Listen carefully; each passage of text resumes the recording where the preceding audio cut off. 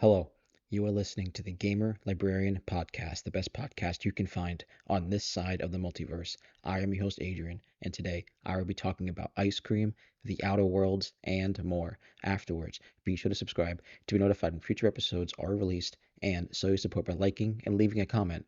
Thank you for joining. All right, here we are. Thank God it is Monday. I think this is the first time I recorded on a Monday since spring or this time last year, 2024, but this is the first episode of 2025. Hello, episode 66. That's crazy, thinking back that we're going on this long, nearing 100. We're getting close. We're almost a quarter of the way left to 100. We're gonna hit it this year. It's gonna be really, really exciting. So, it's snowing right now here in Jersey, at least my part of Jersey, and that's pretty awesome. This is probably the biggest snow uh, event we've had, in this winter segment. You know, we didn't really get any during December and November. Nothing major, nothing that stuck like this. This is like an inch at most. It's just like settling, the flakes and stuff.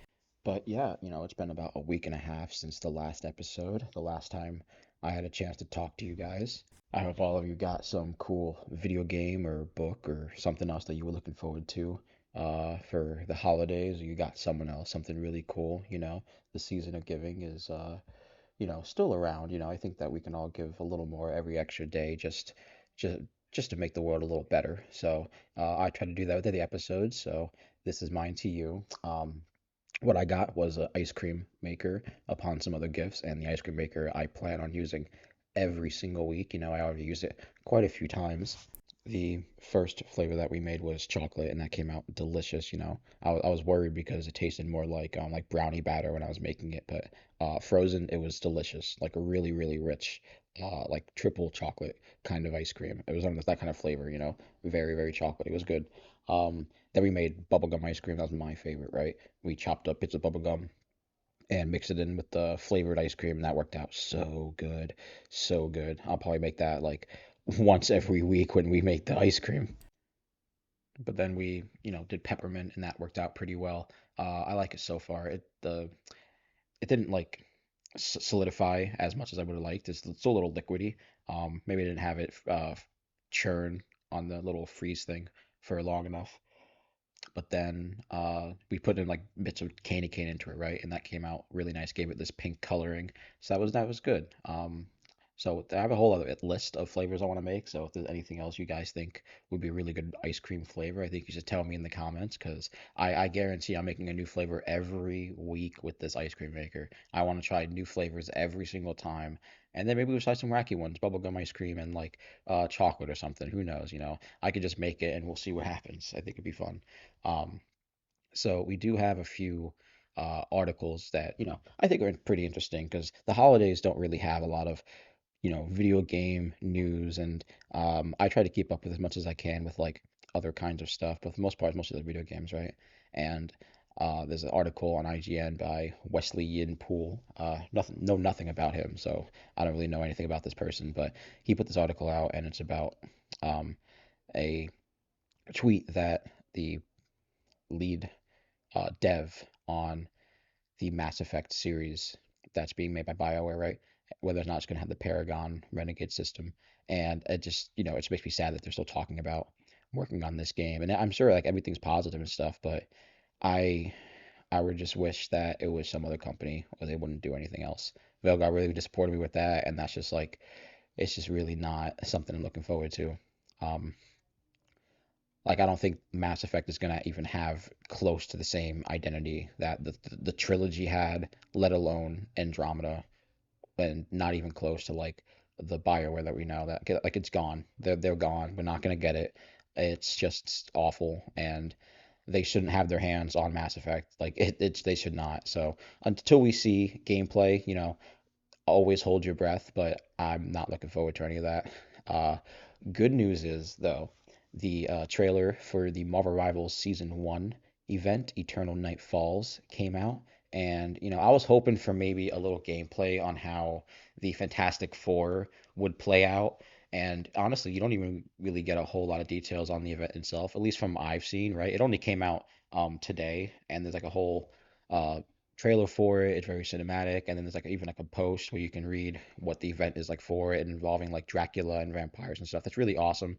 So who really knows? But I was really hoping for gameplay to see how the thing would play. I imagine he would have like similar stuff to like Hulk, maybe no transformations, but he would just have like tougher and tougher, really tough skin. He'll be like throw rocks and stuff, and his all would be obviously clobbering time and one of his moves. Clearly, right? That's very simple.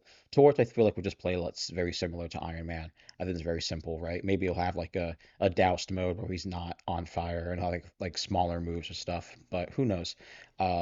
Miss Invisible, obviously, I think is gonna be invisible, and she's like support, some healer in some way. Maybe the healer part is like part of tech or her seals or stuff. Obviously, that's like very her. And Miss Fantastic's pretty straightforward, right? Stretching, moving stuff, going around. So that's pretty awesome.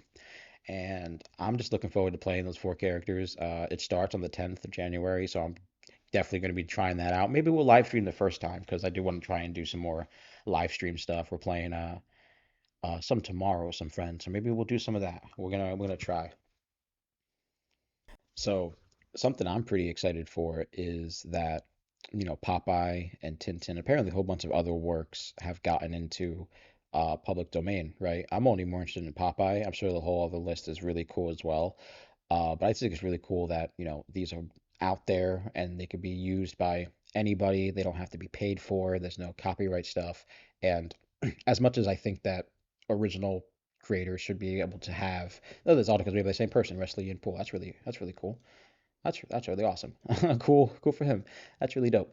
Um, yeah. Either way, I really think that it's cool that these characters and properties are being able to be used by at least rightful fans who are able to you know represent the franchise and its world and its characters in a authentic way that's not really like besmirching or making fun of in like a weird way or something like that. A good example, to my opinion, is the Winnie the Pooh horror movies that came out recently. I love those. I think they're super fun. They're a really good play on obviously the story of Winnie the Pooh, and I think they're uh really fun rather than like making fun of the Winnie the Pooh or just anything like that. And obviously like it's gory and stuff, like it's very B movie slock. It's great. It's great. So hopefully we're gonna get like Popeye horror movies, stuff like that in the future, because that's gonna be super awesome. And honestly, that's about it for like most of the major news that I really thought was interesting that I saw. And we're on talking about movies. We can talk about a few of the movies that I saw. We watched quite a bit of them. So, Nosferatu. Now, if you've been listening to the podcast for a while, you probably know my take on Dracula by Bram Stoker and how much I dislike the book on a more personal level. And I was really hoping that Nosferatu would just be better than the book. And I gotta say, it was. I loved every moment of it. I think that it told a really great, straightforward story. Every character was enjoyable. They weren't like overly annoying like some of them in the book. That's just my opinion. I think Robert Eggers did a really good job of crafting not just the time of its portrayal. It's like the 1800s, like 1860s, maybe 1890s, somewhere around there, I believe. And the world is definitely not like modern, like too modern where like vampires aren't, out of disbelief, but it's definitely in the world of like, oh yeah, kind of have to convince people that, these supernatural things do exist to a large demographic. And I like that. That was really cool. There's some really cool moments that they portray in that. Like there's like a plague that's kind of like representing the vampire plague in like a way, which is really cool. And I think the best part about it is Nosferatu. I think the actor for him really did a really great job, and Nosferatu was a solid additional character. He's not really like that in the book, from what I remember. He's definitely more of a enjoyable, charismatic character in terms of the movie. And, in terms of the movies that Robert Eggers has done, Nosferatu definitely goes as my second favorite, right behind The Lighthouse. And then, Nosferatu, and then The Northman and The Witch are probably tied. I kind of like The Witch a little bit more than The Northman. The Northman just had like a lot more action, but The Witch definitely had like a more solid, like, uh, overall, like, ride. You know what I mean? I don't know. I just like The Witch better. The other movie that we watched was Mean Girls 2, the musical one, and honestly, I was only just hoping that the musical song parts would be fun and enjoyable, and they were not. And that made the movie really worse. So honestly, it was just a retelling of the first movie. So go watch the first movie instead. The second one is literally not even worth it. It's just awful songs. So I don't know what I was expecting. But for the most part, I read Chainsaw Man during that entirety of it. Right, I watch a lot of movies while reading manga. It's just really, sometimes the movies are really boring, so I just end up reading manga if they're like Mean Girls too. Um, rewatching Black Clover, and occasionally I'll watch Desperate Housewives with the girlfriend and the roommate. So yeah, I was, finished Chainsaw Man while watching Mean Girls, and I gotta say, Chainsaw Man, what a awesome manga, and I'm so glad that you know, it's not over yet, and I got the chance to catch up on it, so that way I can experience it as it's rolling out its final chapters, because I think it's really cool to talk about in the podcast, right? And I wasn't expecting that. I was kind of being like, I don't really know how far I'm really gonna go into this. I'm sure the action is like gory and stuff, but I wasn't really sure how much I would love it. And Denji grew on me so soon. He wasn't really a character like I super enjoyed, but his his I'm gonna say his perviness is definitely like a kind of endearing aspect to his character. To like it's kind of on a personal level where he's kind of not getting what he wants even right now. Where we're on the manga, he's still not in the place where he even wants to be, which is kind of sad because he almost had it in like a way.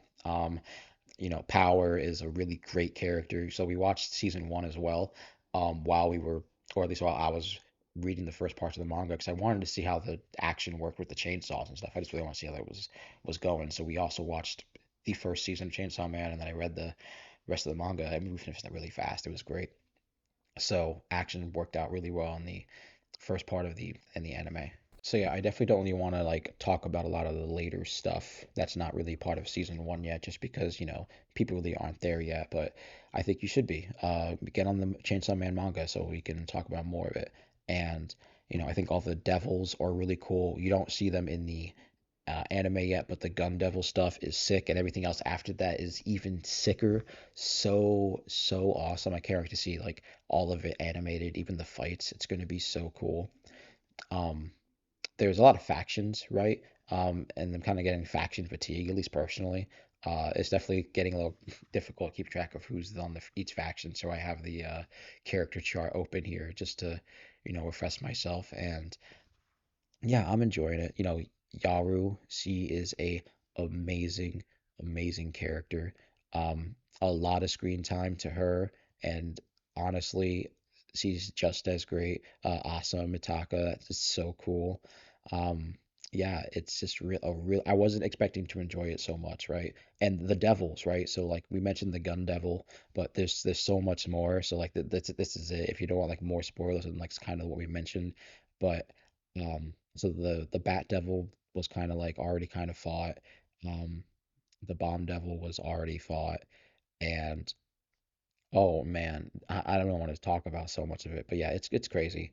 So the manga for Chainsaw Man was a big surprise to me because I was just like, I wasn't gonna expect to really get to the end of it, especially so fast, right? But it really stuck with me. And now we got to figure out what to do next after Jujutsu Kaisen. Jujutsu Kaisen is what we're going to be reading after Chainsaw Man. I'm refreshing myself with the chapters around 130. So that's where like the Shibuya arc ends from what I saw online. I think it's like 138 properly. So I'm just refreshing myself right there, and then we're going to be jumping back into it. It's only at 280 chapters or so. I think Jujutsu Kaisen has fully ended. So we're looking forward to knowing the ending of that. And they'll probably move on to Dan to Dan, which is going to be a really fun time. Because I was looking more forward to Dan to Dan, but I just asked Hannah what to read next, and she chose Jujutsu Kaisen. So that's what I did. So no poll there, and I don't know when we're gonna do a poll next. And while we're still talking about manga, right? One Piece chapter 1135. I didn't really get a chance to finish yet. That was just forgotten about, right? I meant to finish that the other day, but I didn't get a chance to. But I do want to give a shout out to one manga in particular. Now, I'm unsure what the actual proper pronunciation of it is, but I'm just going to go off what the advertisement was that I saw on X, because how I found out about the manga. But it's called Hats Patch Punch, at least on like the advertisement that I saw. And this manga is about a young girl, Kiho Ishiguro, where she is assaulted, but she fights back and she realizes that she likes to hit people. So she joins a martial arts program, and it is so far insane. Out of the three chapters that I read, because there's only three chapters in English, at least that I could find online, and the rest are Italian. So I don't know Italian or Japanese. So I'm gonna have to learn one or the other in order to read the manga. So while that's being translated, while in the meantime, I'll be reading other stuff, but I'm gonna try to be on as much of the chapter releases of Hatch Patch Punch as I can because this seems awesome. The fight scenes in it seem really dope, and it's more of like we're in like the training arc right now for the main character. So like a lot of it's just like how she learns how to fight properly. That's where we just started, right? I'm excited. That seems really fun, and it's written by Katsuragi Genki and Soga Aki. So those are the two writers. I don't know what else they've done in the past, but they're doing this together. One of them is writing or drawing, or they're doing both. But whatever it is, I'm super excited. It's gonna be really, really dope. And that's pretty much it for most manga. That's about all I read for over the last break or so. I'll try to catch up on whatever else I missed in the break over the last next week or so. Maybe like JoJo, I think with JoJo we're probably behind. There's probably a new chapter, but it's pretty hard. I have a list here. It's just hard to keep up on all of them and their releases, but we're gonna try and keep up with that more. Video games, right? I'm talking about video games. That's crazy saying video games for last, but we did finish one game. We finally finished a video game. It was Metaphor Refantazio. I buckled down and I blasted through that game. We did the entirety of that game, right? We did the dragons, we beat the shadow, we did Luis and Luis's like little second form or whatever, which is crazy. I really enjoyed it. So on screen is probably something really cool that I made. I really enjoyed the followers, right? I really enjoyed the characters that were in this game. Gallica, right? She's kind of like um the little fairy from like Ocarina of Time, but not in like a more annoying way, more in like a useless way. I would call her useless. I didn't really think she was really useful. That's why she's on the D tier. She sucks. And Moro, he's definitely more of like a story character. You get benefits for him, so like, you're kind of forced to, interact with him. But it's just like his character is just like not really enjoyable to go and interact with. I was just like, oh, I gotta talk to him again. I was like, eh. Um, Obviously, Basilio is, a little bit of a lower character. I wasn't really a fan of him, especially towards like the end. You get him, and I was already kind of tired of like the initial uh like game cycle by that point. It was a very long game. This was a very long game. I restarted a lot of this game just from fights and stuff. It was very difficult, at least for me. And I really wasn't really a fan of like his backstory overall. I thought it could have been a little different. Although I like his story with his brother as part of like the overall start. I really like that, but eh. Yufa, she was cool. She's definitely a little bit of a story character to a degree. I just wasn't really a fan of like her overall arc. And then June is cool. I think she's cool that she sings. She's kind of like a singer spy. She's definitely like a weird oddball. Stroll is a big fan. I love Stroll, and obviously Grius. I really love Grius.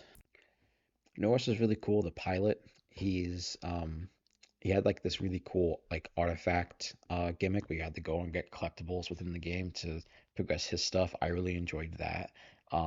That was actually pretty fun. I hope that's something that maybe returns in the Persona series. Something like that for some of the characters. That would be really cool.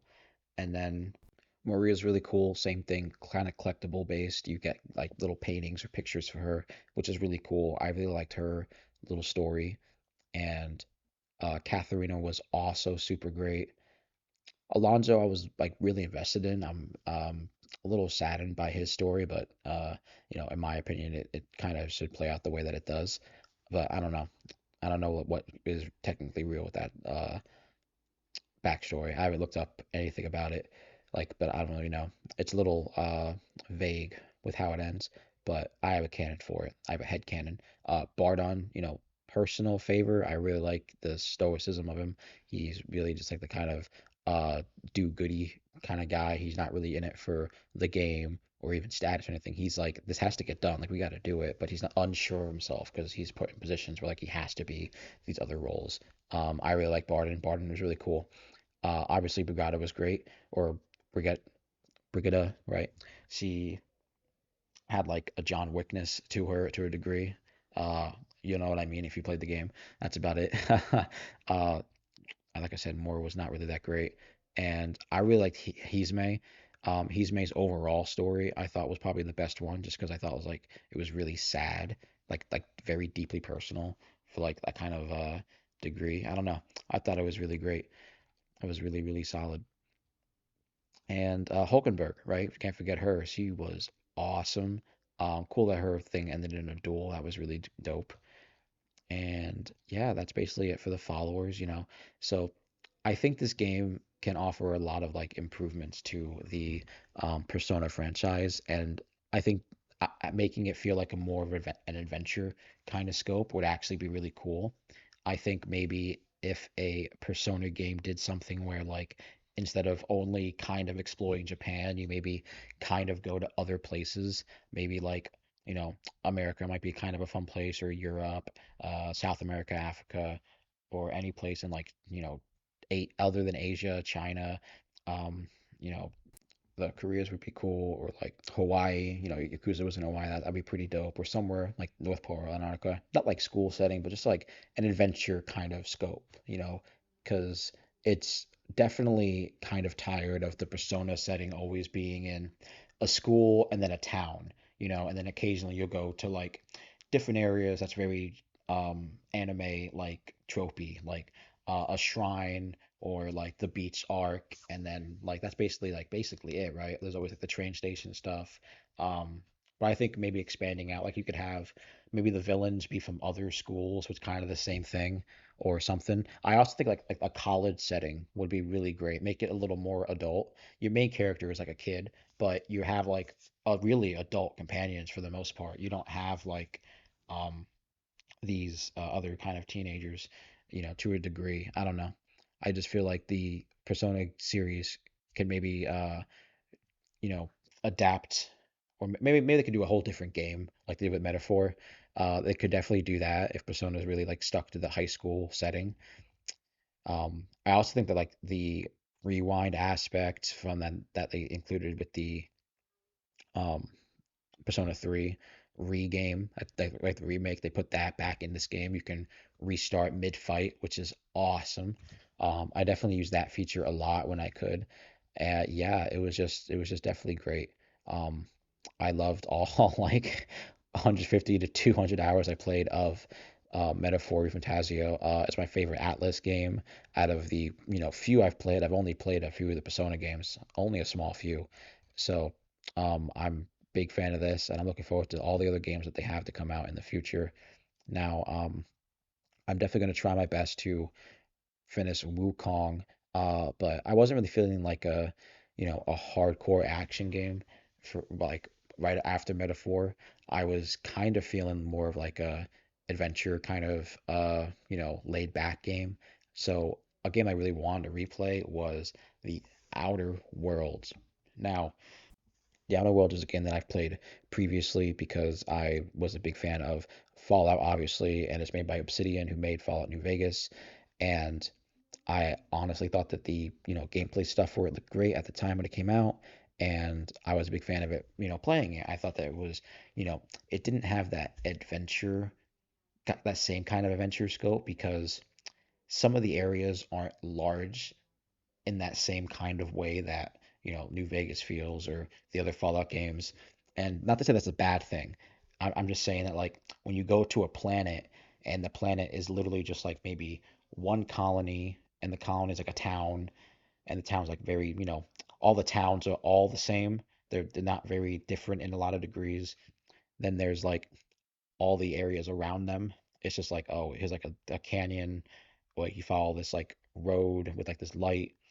It's like that's how basically how the maps are, and they're all like the very same like Durain's marauders, or the very same like creatures for a very large degree in the first game. Um, Now I never played it with the DLC. That's what I'm doing now. We're playing the Spacer's Choice Edition, which is awesome. And I'm in the middle of doing the Gorgon DLC. Literally right now, we're doing it right now.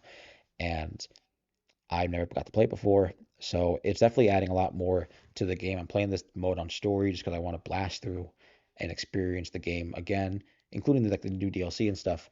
So when I finish the second DLC, whatever its name is, I will definitely talk about like next episode, along with like maybe finishing Wukong if we can between then.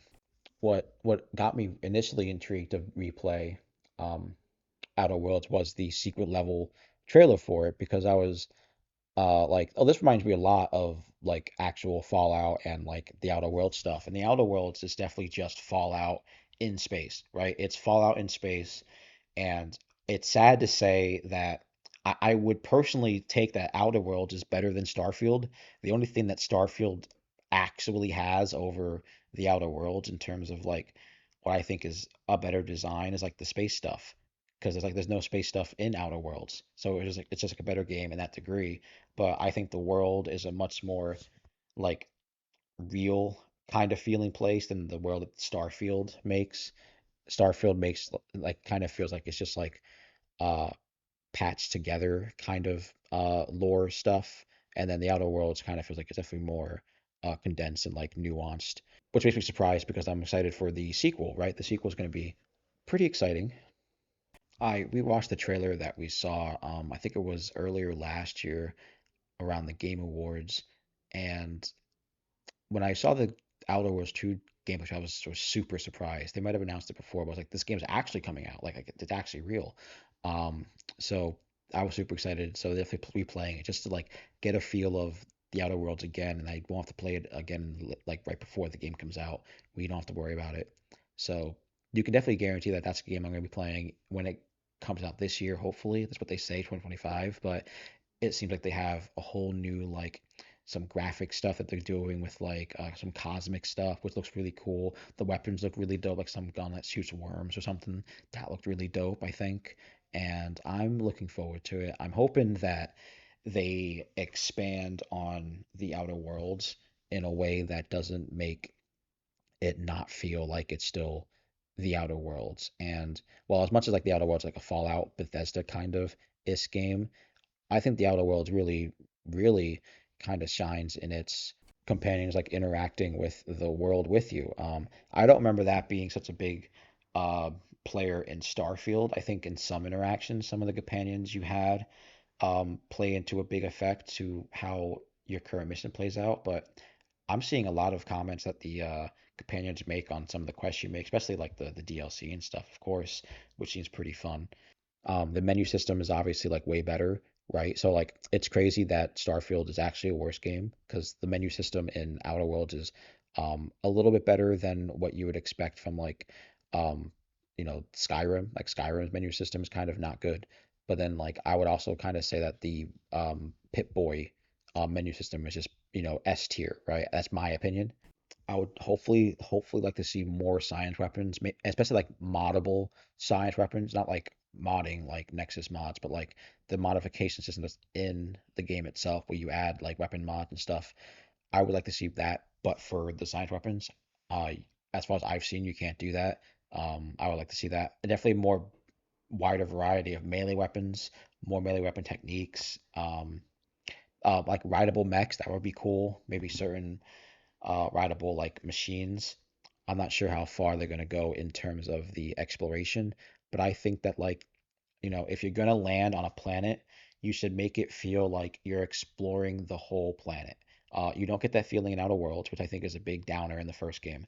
Starfield has the same issue, but the worlds are too big in terms of like its exploration. Like you can actually explore a large part of said world, but what's in the world is so sparse, it's not necessarily worth it. And then what is worth it is just also copy and paste. Like you kind of need to make things feel like they're, um, you know, kind of the same. Like every time you visit them, like very similar in terms of like maybe, um, like oh there's definitely a factory, right? But it's a different kind of factory than the last one. It's like a droid factory or a weapons factory or a food factory. A good example in my that I have is like in Fallout 4, the hospitals that were there, all the hospitals and all the factories, they were literally all the same and they sucked. They weren't like special in any way. They weren't like unique in certain ways. I remember them being very, very, um, just like very boring. Like there was one where the only thing about it was that it had ghouls. It's pretty early on. It's not it's probably not the first hospital you find, but like it's the closest one around the first town where you find Preston, right? Right before getting into Boston or something. Like it just had ghouls in it. And then another hospital would only have like the droids on, and then probably some ghouls, and then or like raiders. There was only raiders and like factories, and then droids. I don't know. I felt like they were both very uh, not very unique in terms of how they represented the very like randomness that you would have in terms of like these games. Like I'm excited for Outer Worlds, but I don't think it's really gonna have like that innovation that some other games might have. This game just might have more of the same, which I think would be disappointing. Hopefully we hear more about it in the future.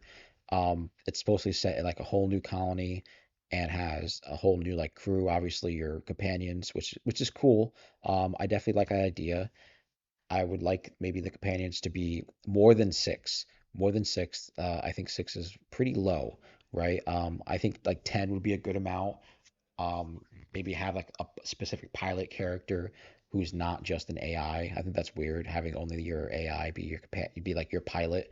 Um, who knows what they can do like space stuff in that game.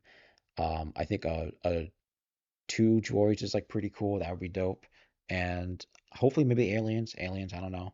I don't know what they're gonna do. But for Obsidian's like Fallout spin-off game in space, I'm looking more forward to this game than I was Starfield last year when we talked about Starfield and we played Starfield. We also still never played the DLC for Starfield, so who knows what we're gonna do with that.